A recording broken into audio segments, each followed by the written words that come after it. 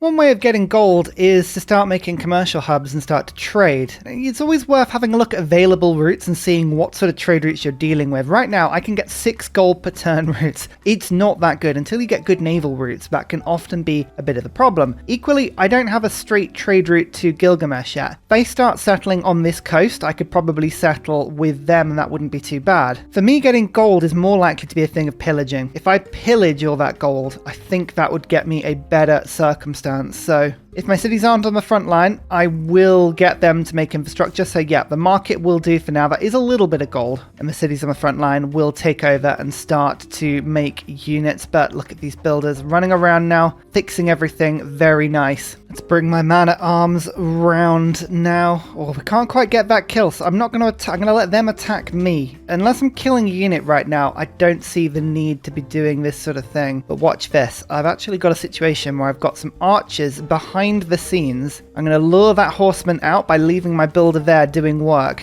Bring this man-at-arms round. Everything is in range of this great general. I've got 1, 2 archers trained on that point that can move around and fire. I've got the encampment being sorted. Yeah, this is all good. I've suddenly got a load of luxuries finished as well. Gilgamesh. Yes. Keep trading with Gilgamesh up to 20 gold per turn. When you're at war, getting any sort of economy like this can be so difficult. So this is very welcome. Trap has worked. The horseman, it pushed out. It couldn't help itself. That's fine. That gives us plenty of time now to push forward. I've still got this beautiful catapult that's just happy to sit on that tile, keep firing at this encampment. I've got not 1 but 2 man-at-arms with urban warfare, which again is very handy. Move you forward, make sure the battering ram is in, and also the siege tower, so we can hit the walls and bypass them simultaneously. Now, I'm just trying to work out if I can get the kill this turn. It's going to be very close. Close enough, I think I'm going to get my crossbow, even though it could level up, to attack first. That just brings the health in the walls down a little bit. The walls are now almost broken, and I think that's the kill.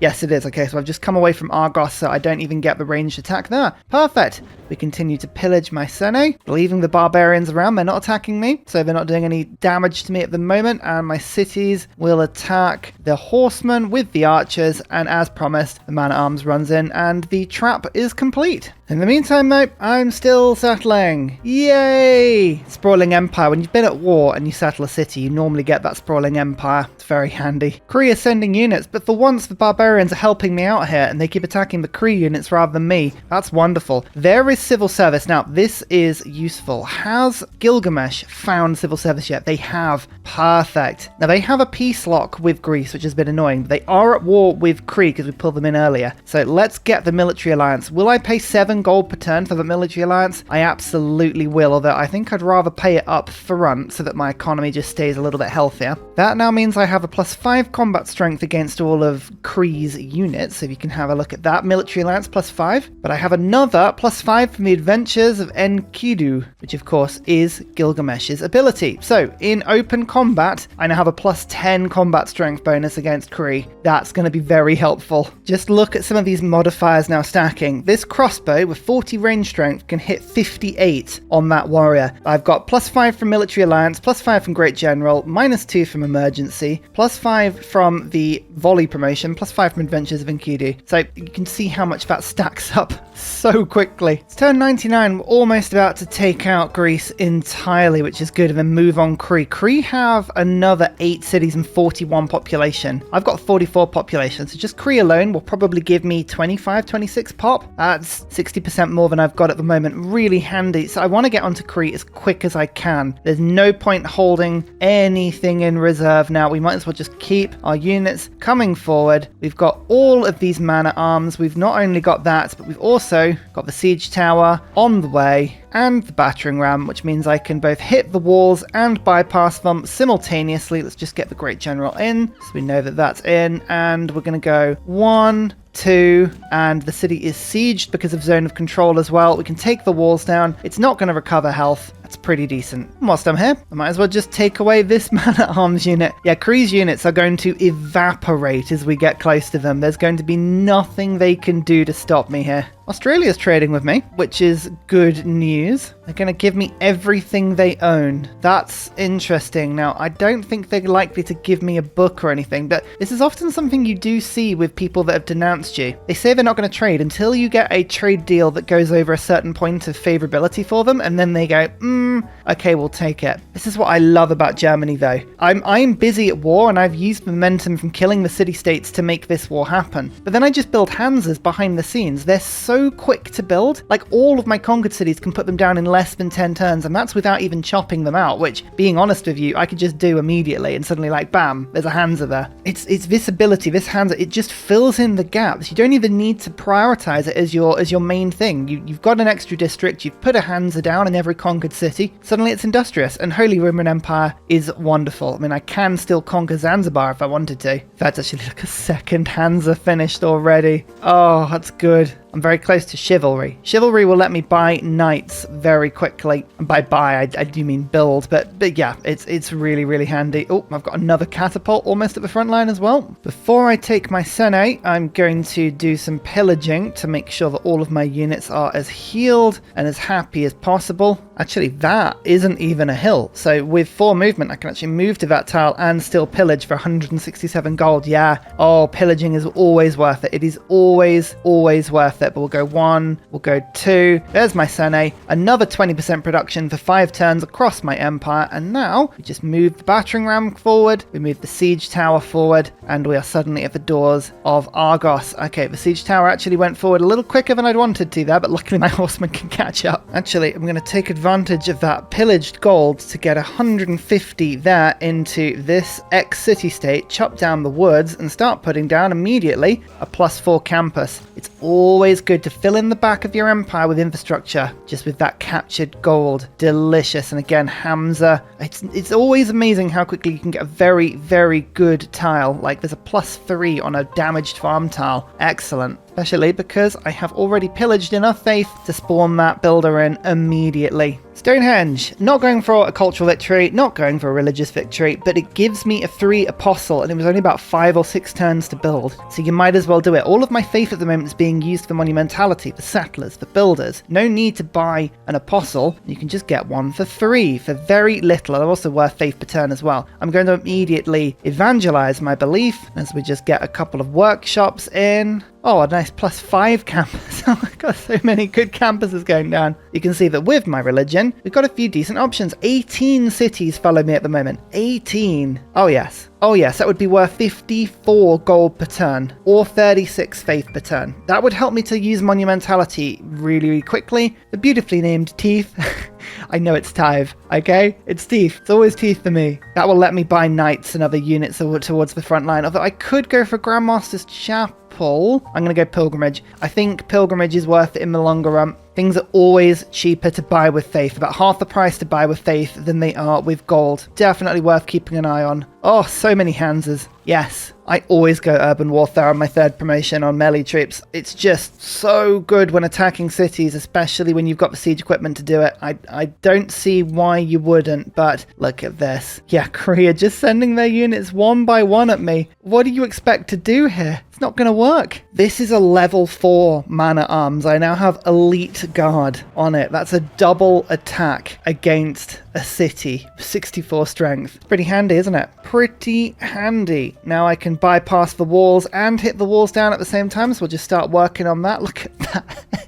That's pretty strong, and it looks like Kree even share a border here, so my army doesn't even need to veer off in that direction. We're just going to keep heading directly left. Might as well use the catapults for their actual purpose. 1 attack on Argos, 2 attacks on Argos. Look at that, looking lovely. Do some pillaging, always worth doing. Le Pillage, and the city's under siege, which means we have time. We have time now to take Greece out in whatever speed we want, which actually is going to be pretty much full speed. Look at all of these modifiers adding up. Man-at-arms versus man-at-arms. 49 strength versus 71. Yeah.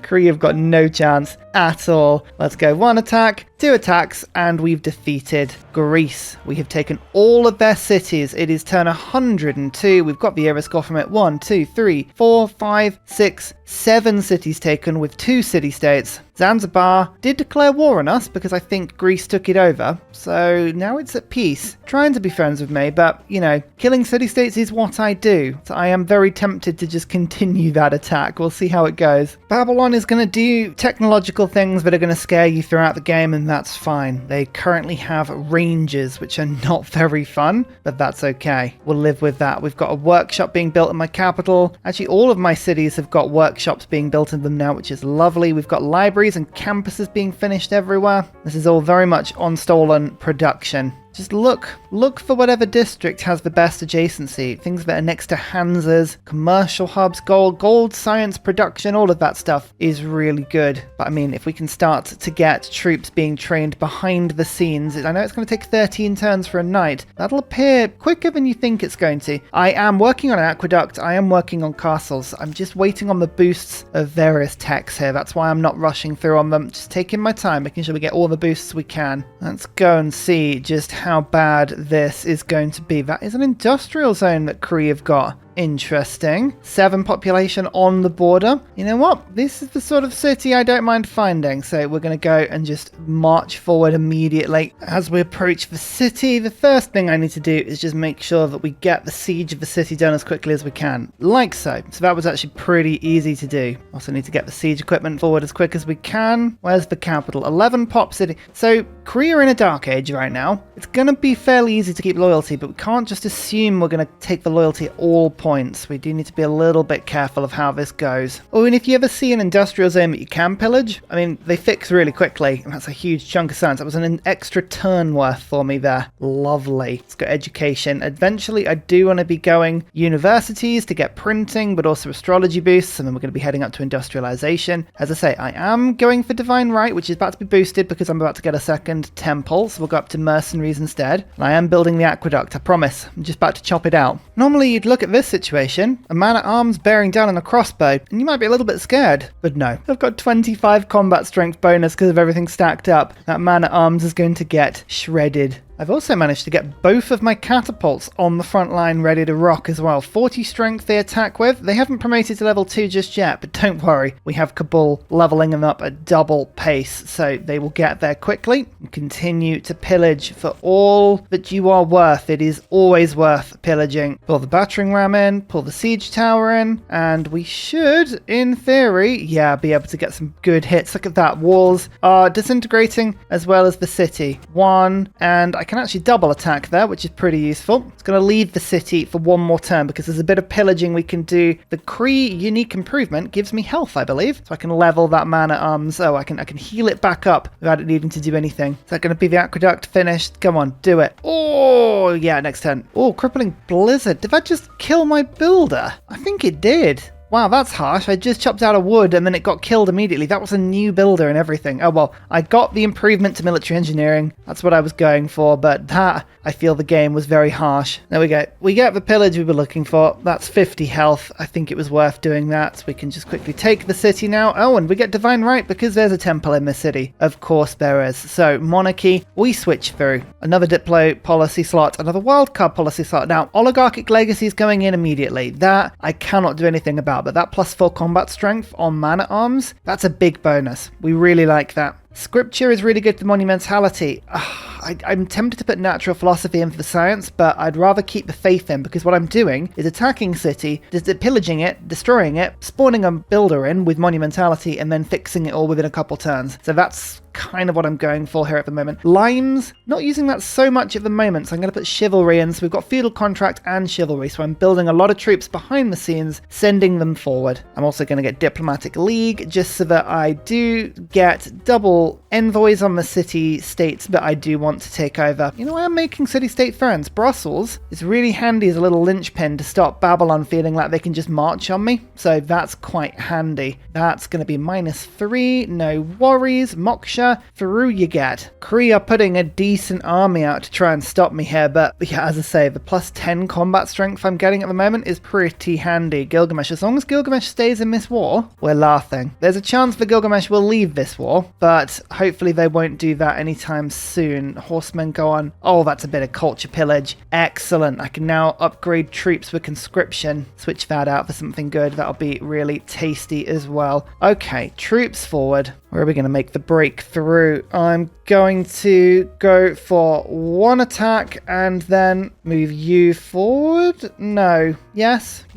Attack. Promote. Oh, that's shells. Excellent. We've got shells on a catapult now. That's awesome. You know what we're doing? We're actually just hitting the units, knocking them all back. They may retreat. That's actually not a bad option for me as well. Zanzibar is kind of away from the direction that I'm attacking for now. So I'm just going to pop a double envoy down because it gives me 4 gold per turn, which is quite nice. And I do have a few markets, which I'm likely to improve on in a little bit. Yeah, they are just rushing their troops forward, but there's nothing they can do. We are flooding everywhere. Okay, that would normally, in an average city, be a big problem, but I can just pray a builder in and fix it all immediately. Oh my lord, that storm is brutal. What is happening? 4 population lost, 11 tiles damaged. Okay, yeah, that's pretty devastating. That's... I did a lot of fixing on these towers, and I think that's all been broken immediately. Did I lose any units? I didn't see. 1 unit kill. Yeah, I keep losing builders. Oh, that's so bad. But Nitre has been revealed. We have 1 source there, 2nd under an aqueduct I've just built, and 3rd under a holy site. So we've got already 2 improvements of Nitre finished. That's amazing. We're going to immediately go castles for the Corsair, and then we're going to go muskets, and then we will finish that off with military science to go for line infantry as soon as we can. God, how bad is this going to be? How bad is this going to be? Which direction are you going? That direction. Okay, that's better. Yeah, I will put an aid request in because sometimes Australia goes for these and I do have an ally. So in theory, we can get some sympathy from the international market. That, oh my lord, that broke even more stuff on the way out. Another population lost. 3 tiles gain fertility. This is really good land now, but it's just that everything's on fire. If you ignore the fire, it's all good. I would consider selling your diplo favor as soon as you can, because normally when you're going domination, you lose it really quickly. Plus, it's a really good way of just buying out your economy a little bit. That's going to be, yeah, look at that. Gilgamesh wants to give me a relic as well as all of this gold. I mean, I want it all. There you go. 33 gold per turn, 67 gold, and a relic. Relic is really good for my faith per turn. We'll take it. We'll take it. This man at arms, I really need you to pillage that tile. 1 attack. And you know what? Just going to keep leveling up some of these units for a bit. We are marching forward now. Kree will put in medieval walls soon, probably. Until that point, we'll just laugh. Oh, barbs are just incessant around my capital. I am building army to keep them off. I kind of diverted most of my army to the Greek line, which I'm not angry about, but they definitely countered that pretty effectively, and that's a little bit annoying. I realize I think I put an aid request in for someone else, didn't I? Rather than myself. Nah, I'll join it. Why not? Oh, big eruption there. That's just taken out both of my holy sites. Wow. Probably fix those quickly. That's a lot of production per turn I'm losing. And great engineer. Here we go, somebody I've been waiting for. Instantly builds ancient and medieval walls in the city. We're getting a monopoly on great people now. God, that was a bad volcano for me. Vesuvius was always going to go at some point. We've been getting a lot of production per turn, so that's kind of the counter to it. Still, when it goes off, doesn't help, doesn't stop it being any less painful. There we go. Bit of pillaging just to help everyone come along. 1 attack, 2 attacks, 3 attacks, 7 population city taken. Not good on loyalty, Victor. Move forward. Now we're fine. Another city taken from Kree. The steamroller is real. It is very fast. It is very effective. And look at all of this. 1, 2, 3, 4, 5 tiles. All that heal my units. So what we're going to do is just make sure that every single man at arms is just going to wait on one of those tiles. Plus, start putting walls up in the cities that I take as well, just in case Kree had any ideas about taking them back. No.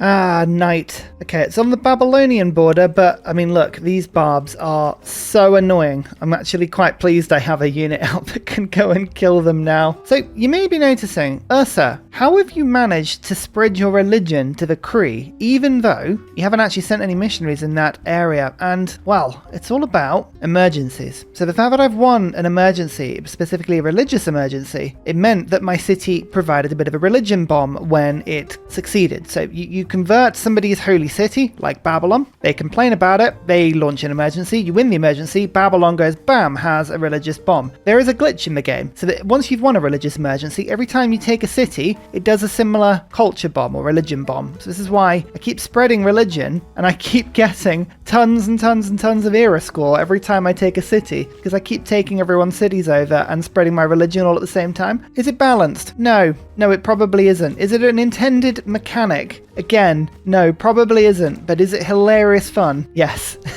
Yes, it is. These trebuchets are really starting to kick out strong now. Look at that. Shells doing very nicely indeed. Just taking the time just to make sure my man-at-arms heal nicely. They are doing. And suddenly, wha-bam, we can do significant damage to the capital. It's looking really nice hit. Walls are down in this city to the south, and I can double attack it, take it. Again, production increases hugely. Just one more Cree city over there, and it's actually losing to loyalty, so I haven't even got to worry about it. The trebuchet doing fine work, and we've now surrounded the capital. Very good. Continue pillaging just for a second, and now we attack. And by attack, I mean we pillage. 1, attack there, that's 2, pillage there, that's 3. Yes, lovely. Just keeping an eye on Babylon. By Babylon, I mean Gilgamesh and Sumeria. Why do I always get them confused? Crazy. 8 Nitre for 124 gold. I mean, as I say, whilst I have the ally, take advantage of them. There is gunpowder. I now have the ability to get muskets, and because we've got 8 Nitre per turn, yeah, there's a lot of Nitre coming in. I'm starting to even build some muskets. Let me just check quickly. I think it's a Renaissance unit, isn't it? It is. So feudal contract does work. I was one of muskets or line inventory don't get boosted by the card, and I can never remember which one it was, but it's line inventory don't get boosted by that card. Cree have decided in their wisdom to build Machu Picchu rather than try and defend their city, and sometimes you have to go, sure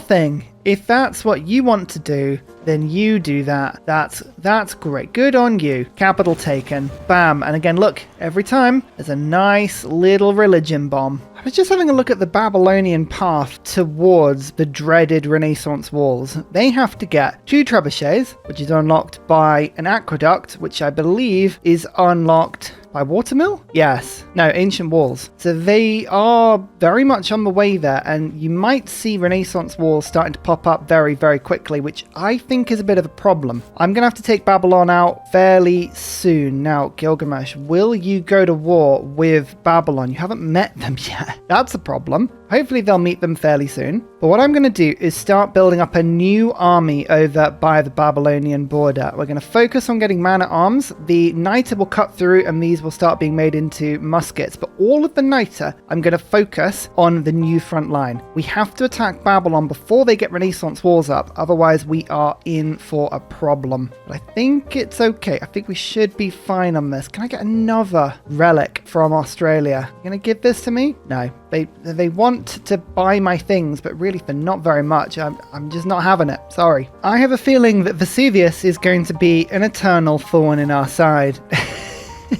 Never mind. Holy sites is really not giving us enough now. I'm going to put craftsman in. Look at that. 31 extra production. Yes, feudal contract, chivalry, conscription. All of this is looking delicious. Everything's broken. Everything is broken. I've got to fix it all. Quick. It's just the risk. It's the risk of what happens. Oh, great writers. That's actually really handy. We could, in theory, be selling our great works of writing for a bit of money. Well, if we had people to trade with, that would be... Cree do have 24 gold per turn and 400 gold. So if we kept them in the game, we could trade with them. But I kind of want their cities as well. Last Cree city taken in the south, though. So let's heal up, get everyone back to their defensive lines. I think Moksha's going to become very helpful later. So laying on of hands. Instant healing, instant, whenever somebody rests in his city. It's brilliant. Remember to focus on finding the Nitre and improving it. You're going to need it. You're going to need a lot of it. Trust me. Double attack, 63 strength, with battering ram and siege tower. Look at this. Bam, bam, walls are down. And then I can promote afterwards. Oh, it's wonderful. I'm going to send a bunch of trade routes over over to Babylon and to Bologna just to get myself better roads. Just want to make sure we've got full visibility over Babylon before we go to war, and we've got everything we need to take them on. At this point, it's worth having a look at your next opponent. If it looks like Renaissance wars are coming up quickly, what you want to do is stick to the top of the tech tree, because that gives you two things. It gives you access to observation balloons, which lets your siege weaponry fire from a long distance, and then obviously bombers later on. If they're not, then your siege equipment is going to do well, so you might as well stick to the bottom of the tree and go line infantry. It's very powerful, very tough, and helps a lot when you've got battering rams and things like that to help. So I'm going to stick to the bottom and gamble on the fact that Babylon won't be able to put the walls up before we can swarm them. But to say that is a bit of a risk would be an understatement. We are building army pretty much everywhere I can on this front line. I've got a lot of cavalry on the way up. Well, not cavalry. We've got knights, we've got coursers. There's a lot of units being built. It's going to take a few turns to get there. Korea's going to knock itself out of the game next turn. So I can do this without actually generating any Diplo grievances, which will help me keep my alliance a little bit longer. Remember, when you get a diplomatic victory, you can ally someone pretty much all the way through the game, and Gilgamesh is the perfect person to do that. So yeah, I'm just going to do some pillaging, make sure all of my army is looking nice and fresh. Oh, there's going to be a huge sea between me and Australia, isn't there? My army is kind of, well, it's not even at sea. I was going to say it's at sea. It's the opposite. It's not at sea. One attack, two attacks. Is my horseman the troop to come and finish this off? Certainly is. 3 attacks. We've converted Fez whilst at war. In fact, I think I've pretty much removed Kree's religion now. It's just Sumeria's cities that follow it. Interesting. Well, now that I've taken over both religions and the last prophet was taken by Greece, we have now won a religious victory. So as long as we converted Australia and Sumeria, there's literally nothing the game can do. All of the religions have been taken, and every person that could have possibly thrown a religion at me, well, that's all too late now. I will take your Diplo favor. I'll take pretty much anything you can give me. I'm not going to be the one to knock you out, because honestly, loyalty is going to do that for us. There's very little chance that my troops will get there in a useful time, but what I'm going to start to do is just ask them, you know, make your way to the front line, just in whatever time you can. If you arrive in Babylon, brilliant. If you don't worry about it. It's fine. One thing they're not needed for is to go to war with Sumeria, because we're going to keep them allied and on side, especially because in the not too distant future, we will share some delightful Diplo visibility with them. They'll be able to see what's going on in the world. They'll meet Babylon that way. I do want them to meet Babylon sooner rather than later, please. At this point, I've got 20 cities and 92 population. Compared to the rest of the AI, no one's got anything on me. I wouldn't have to go for a diplomacy victory here. I could very easily now settle on a scientific victory. I have the infrastructure to make sure that I could just build campuses everywhere. I've got the industry. I've got all of the production I'd need. Again, nothing the AI could do. This would set me up perfectly for a science victory. We're not going to do that. We're going to keep pushing my advantage, but that's something that absolutely is something that you could do. Oh, good. The volcano has it stopped erupting. Good.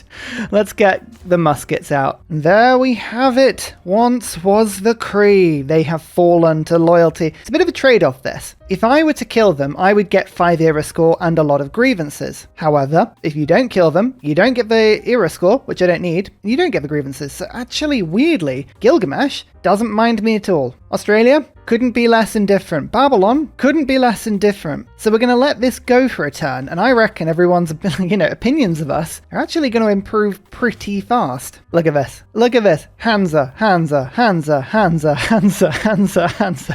Then they'll, all contribute to the war effort. So this is only like a temporary solution whilst we just sort of get everything rocking, but it's handy. In fact, what we can do is actually focus on chopping quite a lot of this stuff out to make sure that we do contribute to the war effort as quickly as we can. Look at that nice +3 Hansa. Engineering points. They are brilliant, absolutely brilliant in a domination game. Now, to re-clarify, the easiest way of winning this game now is to go for a religious victory, because there is no other religion in the game, and there can be no other religion in the game. So I'm not doing that because I want to show the domination strategy off a little bit more. But if I did want to win the game, all I do is just send a few missionaries up to Babylon and finish converting Australia. It would be pretty easy to do. We're not doing that, but that's something we could do. Now look at that. -4 from Australia, +5 from Babylon. Neither of them really mind me at all. They thought about it. They're like, we really don't like Ursa because Ursa's killed someone. And then they sort of look to each other and go, who is it that Ursa killed again? And then they sort of think about it and go, we don't know. We don't remember why we were so angry. What's going on? I have a lot of reinforcements on the way though. Another set of coursers. This is good. How strong are rangers? 60 range strength. That's the level we should be expecting Babylon's city strikes to be. My knight has 50 strength, 60 when we have crusade. I think I'm going to need at least a single spy in Babylon's lands. That'll help. I realise though, I'm just going to grab this city-state quickly. Perfect. We can just have a little bit more visibility over what Cimmeria is doing. Cimmeria are doing the classic thing they do where they've got so many of their improvements and campuses down. Their science is really high, but they have no population to back it up. So although we are even with Cimmeria on science, I don't think we're going to have a long-term problem with them. We should be fine. They are the classic let's send a load of bombers over approach sort of people at this point. Another governor. It's Moksha. I'm going to bring Moksha now over to the front line into Berlin just to act as a really, really good healing point should we need him. And I'm going to give Victor garrison commander so that when I do plonk him over, I get all of that additional beautiful loyalty that I mentioned before. Oh, one turn and we get a double musket appearance. That's really good. But look at all of these units. We've got a Corsair, we've got 2 knights.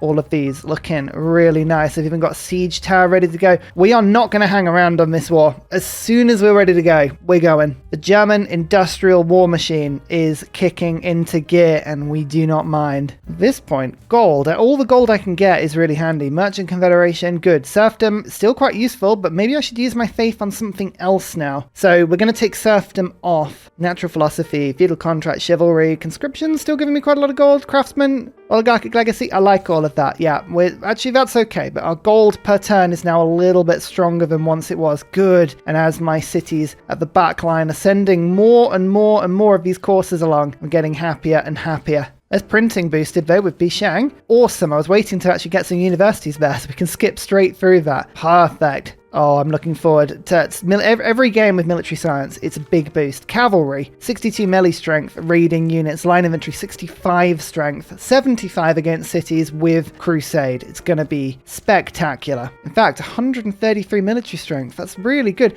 Gilgamesh, I need you to meet Babylon. Please, can you meet Babylon? This is getting silly. How do you not know who they are? Anything in the World Congress for me? I was hoping we'd be able to boost melee troops, but no. Let's get culture bombs and let's try and force through a luxury thing. We have 4 copies of truffles. It's very unlikely this is going to work, but I have the Diplo favor and I don't expect to keep it through this war, so I'll put 6 votes in and see if we can force the Congress to do duplicates on truffles. Oh my lord, it worked. That so rarely works. Okay, great. Well, we've got 4 copies of these right now, so that is huge for me. Huge for happiness, and we should probably just do a quick search and just have a look and see where all the truffles are and whether we've improved them all, because I'm hoping I have, but never be sure. Yeah, I've got 4 copies at the very least. That's perfect, and actually we could probably buy some from everyone else. Gilgamesh, give me your truffles. Oh, they don't value them at all. Yes, AI so often does that. Perfect. Okay, so we've actually gone from having unhappy cities everywhere to happy cities everywhere,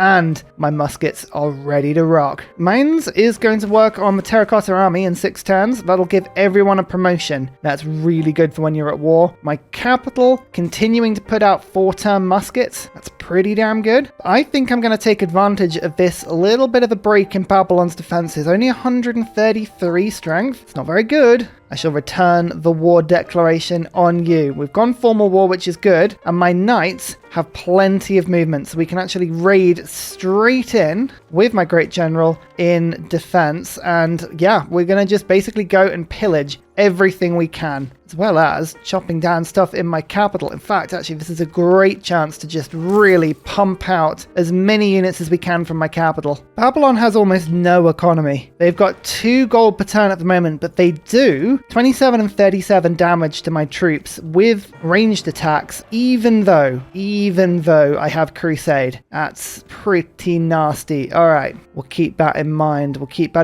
Should we take Conscription out briefly? I think we should. What we're going to do is we're going to take it out briefly and stick the raid card in. I'm losing 33 gold per turn, which isn't great. But if I can pillage the value of 33 gold per turn every turn, then in theory, it works, right? That's what we'll try and do. And actually, to be fair, the science pillaging alone with these campuses is huge. There's siege tactics. We've got printing. We're 6 turns away from military science. That'll be a huge improvement for me. I don't think my crossbow is going to do much damage here. I really don't. But luckily, the muskets are now here. Look at this. Yes. And we can cut out more muskets as well. Excellent. And finally, a very special shout out goes to Glorious Petra, Matthew Wilkinson, Paul Coffey, Portland, Scott Stratton, Major King Kong, Davalek, Skeptical Bear, Alex Noob, Cinnamon Beard, Petra Ryan, Rom88, Radiatore, Private Selection, Genoa Salami, Boyzoro, Callum Billy, Garrett Gowan, Polar Beret, El Truant, Creston, RB Hedged, Mushkin Mandletort, Esri Dax, Deeble Time, Shoelace, Burial, I'm Daft, Gooberman, Clint Hennis, Dr. Bobby, Polar Wallabear, Mixomatosis, NTG Golfman, Victor McPupster, Indignia68. Thank you everyone for your support. See you all in the next video. Goodbye!